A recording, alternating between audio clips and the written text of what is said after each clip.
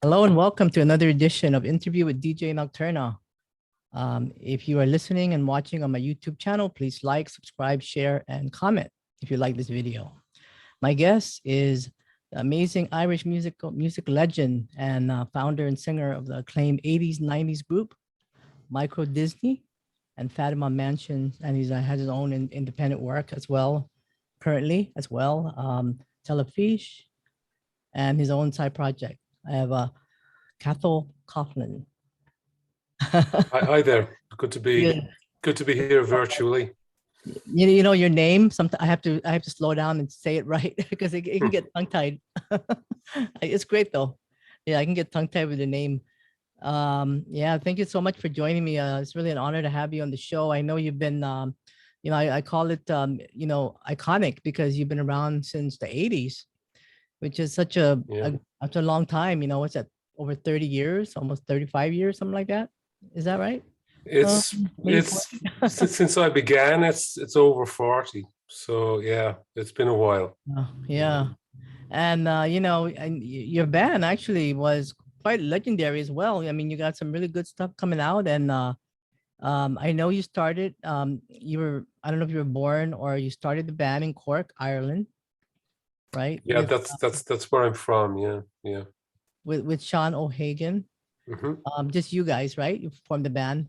Well, we began as a 5-piece, but it proved difficult to keep 5 young men as it was together. So we whittled down after a couple of years to just the 2 of us, and it was as 2 that we began making records and started getting noticed outside of Ireland, and that let us come to the UK and make an album and then another album.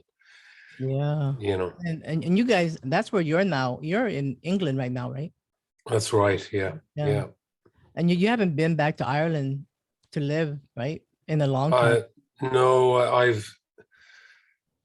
well, for a few years I was working there quite a lot, especially in 2018. 19. And I had hoped that was going to be able to continue, but the pandemic has been disastrous for that hope. So I haven't been for the longest amount of time since I left. The thing about Britain and Ireland being so close together geographically and to some extent culturally is that you don't feel you have to plump for a particular identity or even necessarily an absolute full-time location normally. But that has changed, I'm afraid, since March 2020. Oh yeah. Well, I know Microdisney, your band was the first recipient of some kind of a Trailblazer award. Right? Yeah. Can you tell us about that a little bit? Well, in Dublin, there's an institution called the National Concert Hall, it's more than just a concert venue. It's an arts commissioning center, really. And the head of programming there commissioned us to do a show, basically, and that turned into this associated award, because our album "The Clock Comes Down the Stairs" has been well remembered there, particularly in Ireland, and there was a sort of groundswell of appreciation and the sense that maybe we hadn't rounded things off in the 1980s in the way that we maybe wish we could have done, all of us. So we reformed and we did what ended up being 4 shows in Britain and Ireland, starting in Ireland. Yeah, recently. That was 2018 into 2019. The last show was February 2019. So it was a scary amount of work to undertake, but the National Concert Hall made it feasible for us, where it mightn't have been. If it was done purely commercially, I don't think it would have been able to happen. It was a very friendly, life-affirming kind of cycle of things to do. Not the kind of thing that gives you the idea that you've got your star on the Walk of Fame or anything crazy like that, but a nice opportunity to revisit a whole repertoire that hadn't been touched for decades, Yeah. And just slot in, do your part, don't throw your weight around, make it work, Yeah, that was in 2019, right? That recipient, that award. The award itself was 2018, summer of 2018. Okay. Oh wow. Yeah. And I know you guys also got the attention of the amazing DJ John Peel with you guys were how many sessions did you guys do? I mean, that's amazing. That's really great. It must have, I've forgotten the exact number. It was 5 or 6. It was amazing exposure. It was one of the main stepping stones in the making of us. Yeah. It meant that even if you didn't have a record out, you could go somewhere in Britain, play the songs. People might not be ecstatic, but there would be some recognition at least. And that is such a stepping stone. It's very hard for people to achieve that. I think nowadays you need to be quite going viral on TikTok or something in order to be able to have that effect. How did you get the attention? I mean, did he contact you guys, or how did that work? How did that happen? He heard our second single. Oh well, it was our first single, the B-side of our first single. He gave it some play, and then our second single came out. He played it a lot, and he got other DJs on BBC Radio 1 to play it. So when we arrived in London, there was an understanding that we could ask for a session, and we did the session about a week after we arrived, penniless, and it was an interesting clash. The session producer actually gave us a ride home with our equipment. It was pretty amazing. Yeah, because he did quote, "I could listen to Cathal Coughlan sing the phone book." Yeah, well, I think he maybe said that at a time when he felt my material with the Fatima Mansions was arriving at the point of being the phone book. But nevertheless, I'll take it as a compliment. Yeah, because that's really a big deal because I mean, everybody, even myself as a DJ, I always like John Peel. I like his sessions, the music. It has a different take to the music, which I always like. And it's one of those collectible things because he's gone now, and yeah, it's finite. Yeah, unfortunately. I mean, it was a characteristic of the BBC at the time when he worked there. The BBC being the British national broadcaster, which has never been a commercial institution. The interpretation of its remit was very much open to individual interpretation. So if somebody came from the right sort of social background, which he did, and he made no bones about it, they were given quite a lot of latitude. And for many years, he had a producer named John Walters, and they were a bit of a double act, culturally and comedically. And they just created their own space, I mean, Peel used to say that he felt he was quite literally interpreting the statements of the BBC's original founder from the 1920s in terms of public service and giving a voice to communities that wouldn't be heard by any other means. Even though he accepted that if the BBC's founder had heard one of Peel's shows, there would have been just outrage and dismissal, Yeah. But it was those times. The BBC nowadays is more insecure about its role in British society and doesn't really allow people that kind of latitude. I mean, you're given an area that you can inhabit, but it's not quite the same as being able to, as Peel did, play anything from, you know, Congolese music to four guys with instruments that are auto-tuned from Bolton, you know, to Yeah. Black Flag or anything. You know, he probably would have played Gabi Pahinui, you know, given an opportunity. Yeah. Yeah, I have so much respect for him because, yeah, that's right. He gave so many people the opportunity, especially, for the music that we listen to now, that I still listen to. Yeah. Um, to tell us about the name of your band, your project, Microdisney. I always said, wow, what an interesting name. I'm sure maybe. Well, it was just a free association. Yeah.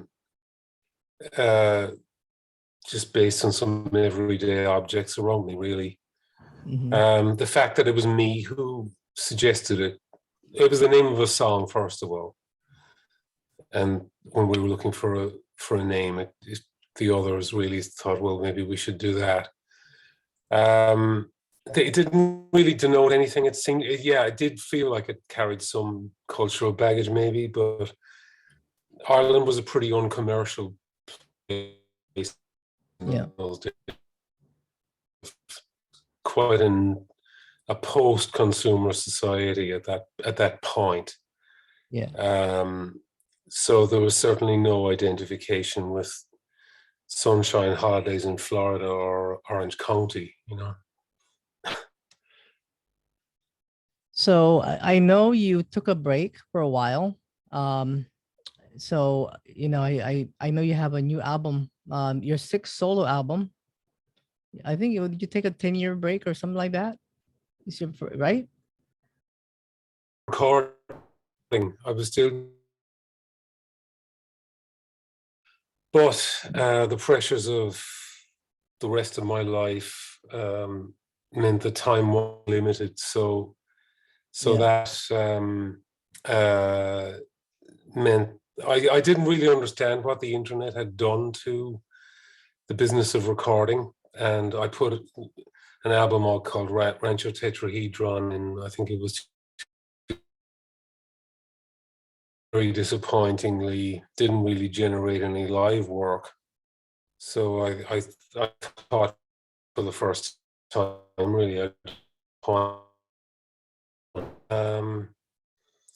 but around about the time of the Microdisney shows, I realized I had enough songs to push on and make some records. And I thought maybe I'll just do Bandcamp EPs. But I was lucky to reconnect with an old friend, Brian O'Neill, who was starting the Dimple Discs label. And we began talking about releasing music. And it began to make sense to make an actual album.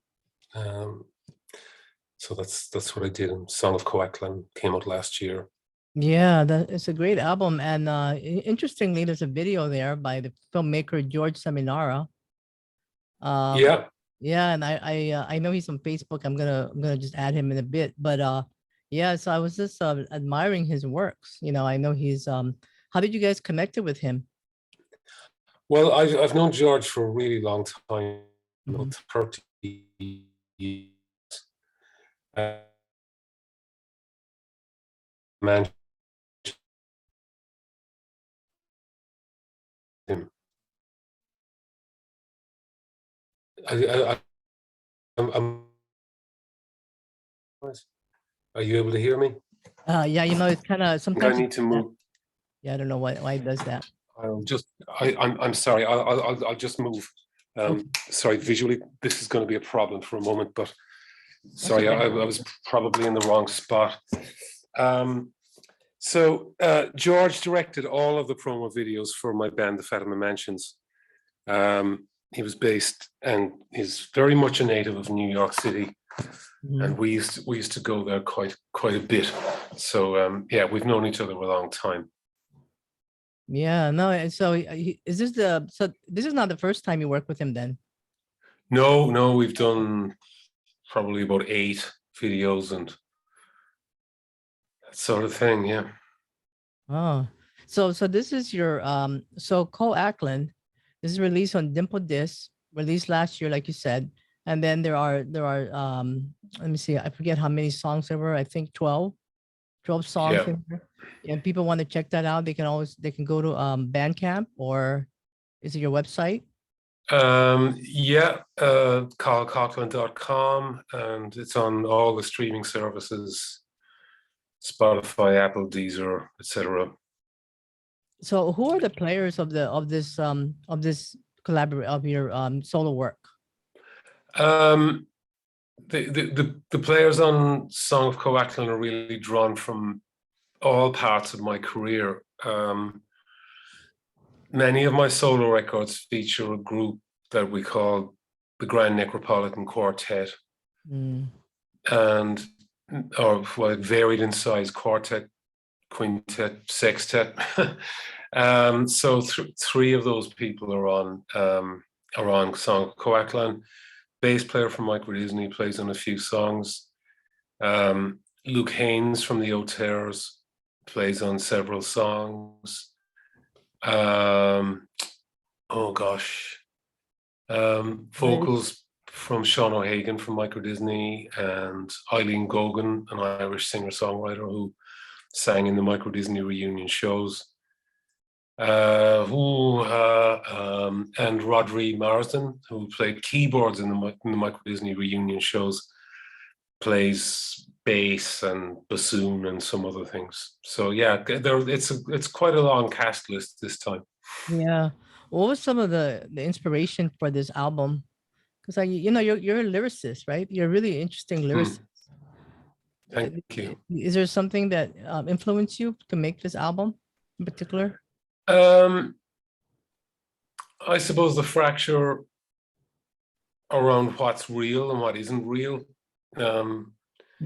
which is one of the dilemmas of our times. We're in a kind of an accelerated adjustment period, partly to do with technology, but also to do with environmental degradation and migration and politics.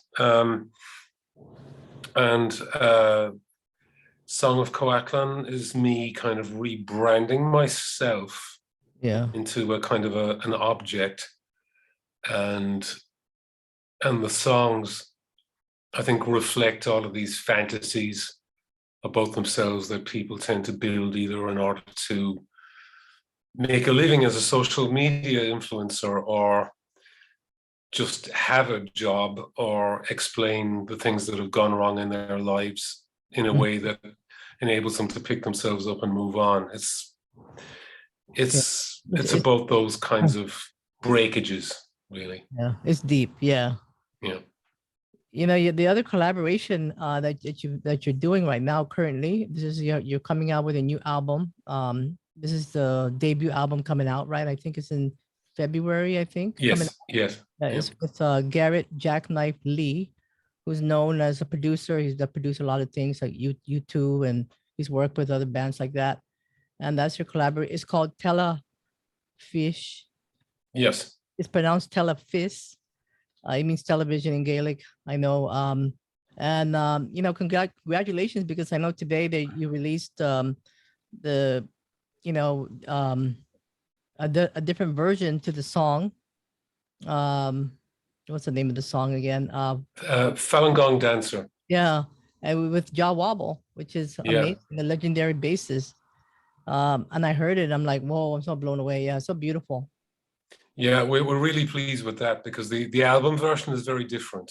But we met JAH WOBBLE through a mutual friend and asked him if he wanted to do something, and his contribution really transforms the track. We sort of Garret rebuilt the whole track around JAH WOBBLE's contribution, and it's a completely different thing from what's on the album. So there will be a vinyl EP of several JAH WOBBLE mixes.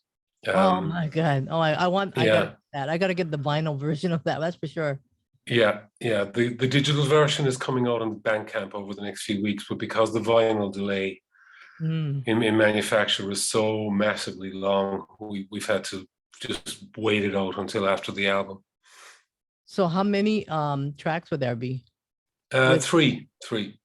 oh, three. Okay, and then Yeah. he's gonna have his own what do you call that? His take on the some different songs in the album. No, it's they're all versions of Falun Gong Dancer, Oh, but okay. they're radically different from each other. Oh, Yeah, and he's also on our next album. He's actually on the album, so that's really exciting. yeah, nice. It's gonna be released in February 11th, I think. That's what it says right here. Yes, And that's it. it's the album is called well, I don't want to pronounce that. I'm gonna have you do it. It means number one. Yeah, it's pronounced hAon. hAon. Okay. So Yeah, what is that? it means number one. Number one? And yeah, number one. Irish people have a strange relationship with their language. It's only spoken by a minority. It's only spoken properly by a minority. But it's the official language of a lot of areas of public life, including public service broadcasting. And so Telefis and hAon and so on are kind of drawn from that world. We have an affectionate relationship with it, but it's a strange little, especially in the 1960s when we were children. It had a strange bubble-like relationship to the rest of the world when all the young people wanted to be screaming at the Beatles. The national broadcaster was offering us beat groups who sang in Irish or strictly traditional music, which is brilliant in its own way. But the relationship with the modern world was odd and remote, because Ireland's not that far from continental Europe and particularly from Britain. But in those days, it felt like it wanted to be a lot further away. So, you know, it was a different world. So how did you and Jacknife ever connected together? Well, we came out of the same scene, really. Jacknife's he's a few years younger than me, which at that age meant a lot more than it means now, you know. But we were nonetheless, we were kind of in the sphere of influence of a fanzine called Vox, not to be confused with other magazines that came after it, but it was a kind of a cult music and art fanzine in Dublin. It was ahead of its time, really, because the person who edited it and wrote quite a lot of the content had a unique take on what was happening in the aftermath of punk in Britain and in Ireland. And he gave us all something to aspire to. He would have interviews or authored pieces by members of Wire or Throbbing Gristle, Psychic TV, Eyeless in Gaza, just lots of cult music. And it was, you know, it was just something not mainstream that seemed to have a life to it, you know. And yeah, Garret and I have very fond recollections of that. And so when we reconnected a few years ago, this seemed like a good point at which to begin talking about music that we might make. And so that's why we're all about the kind of electronica from the post-punk period. Yeah, So, no, I love it. Yeah, it's totally. I mean, I could see it's a really good collaboration. And I know you're going to be doing more than just one album, I'm sure. Yeah. The next one is nearly finished. Yeah. Oh, really? Oh. Yeah. Do you want to say something about the next one, or you want to keep it a secret for now? Well, it's a development, you know. I mean, I can't think of much more than that now. I'm still very close to it, so it's not easy to comment on, really. Yeah, but we've got some very interesting guests on it. Not just JAH WOBBLE, even though he's someone we're proud to have, but We've got a few other people who've given us amazing contributions. So yeah, I'll say no more. Yeah. Okay, Sorry? okay. No, it's okay. Go ahead. I was gonna say, is it somebody from people from the post-punk movement back in the day? Yeah.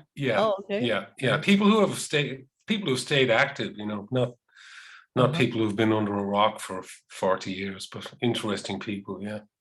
Yeah, JAH WOBBLE. I mean, that's just amazing. I mean, Metal Box, Public Image Limited's. I mean, that album means so much to me, and I always thought, wow. And when I saw this in the email come in today from Shauna, big shout out to Shauna from Shameless Promotion PR.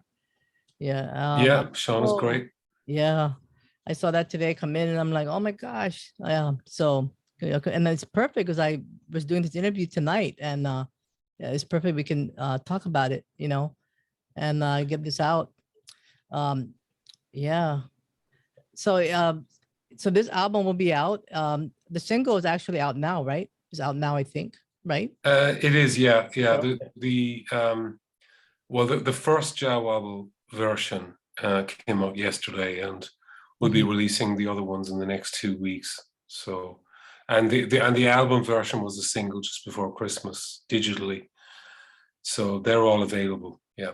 And then when the whole album comes out in April, how many songs again did you say that was going to be?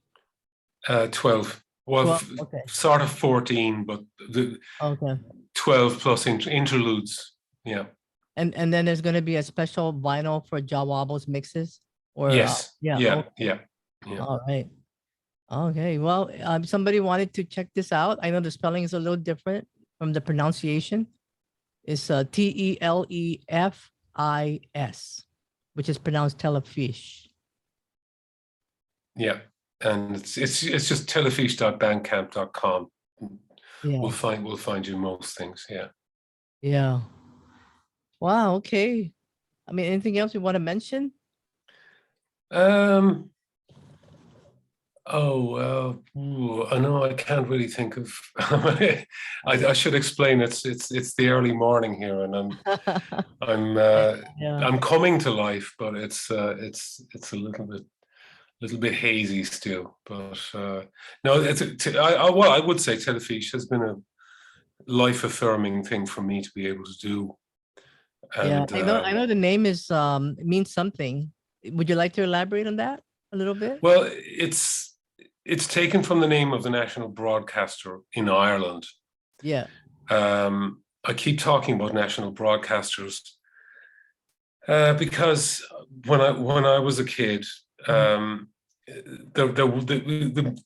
media outlets were very, very few in number, and it's impossible to imagine for anybody who came into consciousness in the last 20 years, particularly. But that was just the world that we grew up in. And there was something protective, but also something sort of narrow and commanding about it. It was not exactly like, East European Soviet bloc mind control, but certainly it had its stern warning aspect.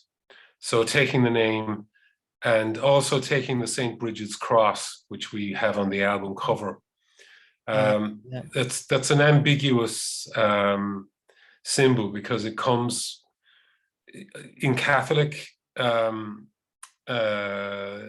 iconography. It's associated with the Saint Bridget. Yeah. It was a very important saint in Irish Catholicism. But actually, Saint Bridget is just a co-opting of the pre-Christian goddess Breda, And so here you have essentially this piece of pagan imagery associated with this highly regulated and prescriptive organ called on Telefis. So yeah, we like it's ghostly. There's a revenant in it from ancient times, but the wildness of the ancient has been denied in order to just tell people to go to mass on Sunday, and tell them to live according to the Rome's interpretation of the Ten Commandments. Yeah. So, So is this just you two in this particular production, or is there other people involved as well? there are other people, yeah. It's mostly the two of us, and most of the music is Garret, Jacknife. But there's a drummer, live drummer on several songs. Mm-hmm. There's a string arranger and string players under Davide Rossi from Copenhagen on a couple of songs. And there are other vocalists. Jacknife's daughters sing on the album quite a bit. Oh, okay. Yeah, it isn't a massive cast list, but it's more than just the two of us. Yeah. Well, it looks like an amazing production and a collaboration, like I said. So, congratulations on this new one, and also on your regular one, the other album you put out just recently. Thank you. Yeah. Thanks. And I'm so happy when I get these because I get to know a little bit more about new stuff coming out, and so happy with that. Yeah. Yeah. Thank you. So, if anybody wanted to check you out, they can always go to your what's the best way besides Bandcamp? They just have to. Well, there's my website, which is Cathal Coughlan, CathalCouglan.com, or just look us up on Facebook, Twitter, Instagram.